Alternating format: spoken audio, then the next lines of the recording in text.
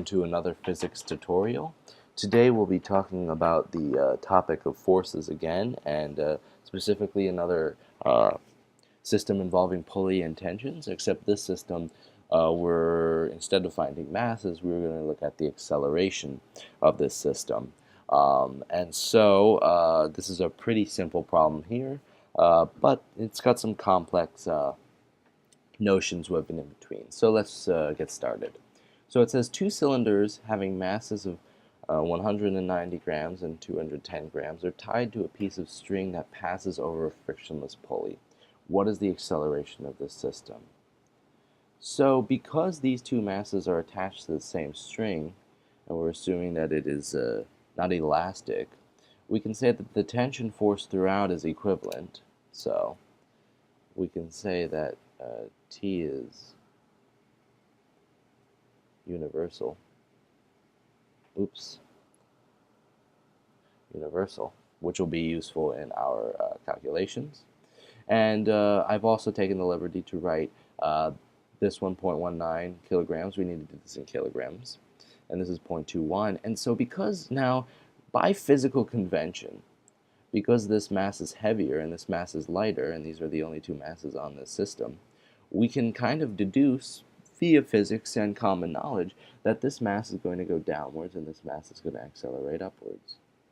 So T is pulling on these masses regardless, but because this mass is heavier, its gravitational force times the mass will be greater, Fg will be greater, it will go down and this one will go up. So let's just show that, and we'll, for convention, we'll label this one M1, and this will be M2. So this one, just to show it, is going to go up, and this one is going to go down, because of what I've just explained. So let's, first, in order to solve for acceleration, let's try and write, using Newton's equations, let's write independent equation systems. So first, let's look at the heavier mass, so M2. So, for the heavier mass, we know that the tension force is acting upwards, the weight is acting downwards, Fg, and because this is greater than this force here, the mass is going to go downwards. And this tension force is a result of this mass here, So, this mass is going to go downwards. So, we can write that by saying that the tension minus Fg is equal to essentially negative F net, because the system is going down. And we can decompose this further by simply writing T minus M2, the mass, the second mass, times gravity, is equal to negative second mass 2 times acceleration.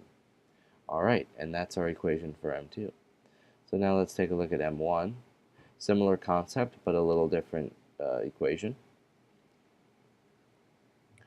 So now, because this mass is going upwards, the force is acting positive direction. What we have is the similar equation, except what we get is we get T minus Fg is equal to F net. So it's positive. And decomposing this, we get T minus M1 times gravity is equal to mass 1 times acceleration. Alright, and there's our conventional equations for each mass. And then what we can do is we can subtract these equations, combine them together using algebra. So, via algebra,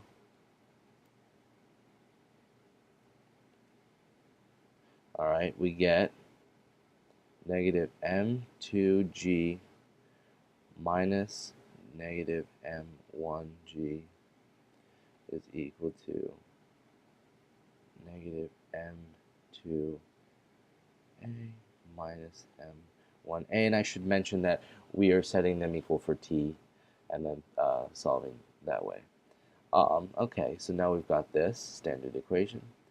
And decomposing this in terms of acceleration, what we get is, and I'll do the final algebraic manipulation, we get that acceleration is equivalent to mass 2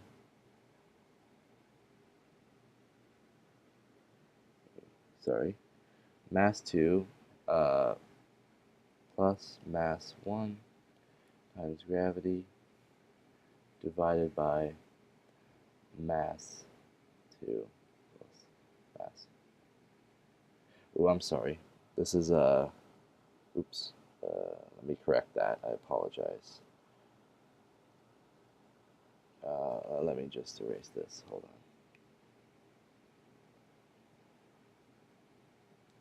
It's actually mass 2 minus mass 1 times gravity over mass 1 plus mass 2.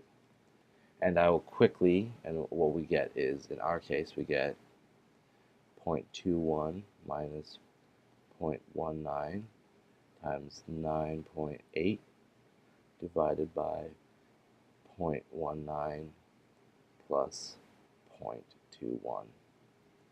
And that leaves us with an acceleration of about, and let me quickly just do this, 0.2.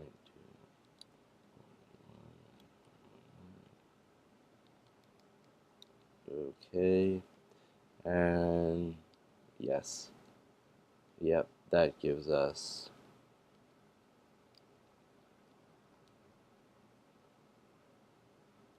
an acceleration of about 0.49 meters per second squared. And there it is. That's our acceleration for this pulley system. All right, so I hope that helped you visualize another example of a pulley system, and I hope it gives you a little more insight into how to manipulate Newton's equations, because that is one of the hardest things to do. How to set up the equations and then how to manipulate them to basically find the value that you'd like to solve for. In this case was acceleration. So I hope that was helpful to you, and thanks for watching.